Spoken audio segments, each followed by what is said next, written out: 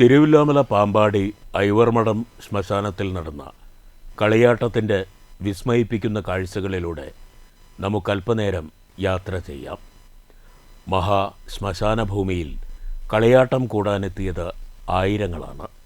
മനുഷ്യമനസ്സിൻ്റെ ഉപബോധ തലങ്ങളിൽ കടും നിറങ്ങൾ ചാലിച്ച അതീന്ദ്രിയ ശക്തിയുടെ മാസ്മരിക ഭാവങ്ങൾ തീവ്രാവേശത്തോടെ പകർന്നാടിയ അപൂർവ നിമിഷങ്ങൾ.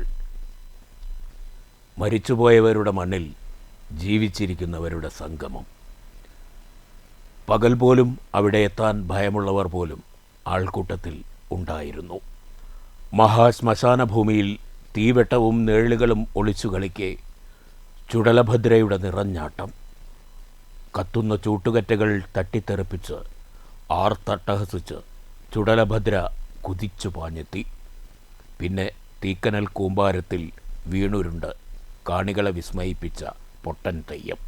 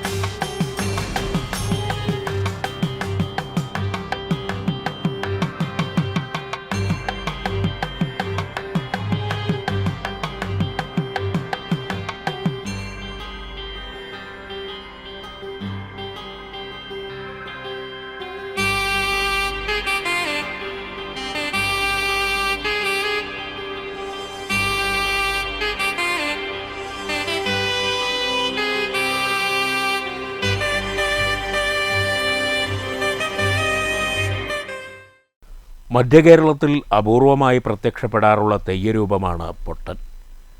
കണ്ണൂർ ഇരിട്ടി സ്വദേശി പെരുമലയൻ ഭദ്രകാളി തെയ്യവും അഭിലാഷ് പണിക്കർ പൊട്ടൻ തെയ്യവും അവതരിപ്പിച്ചു.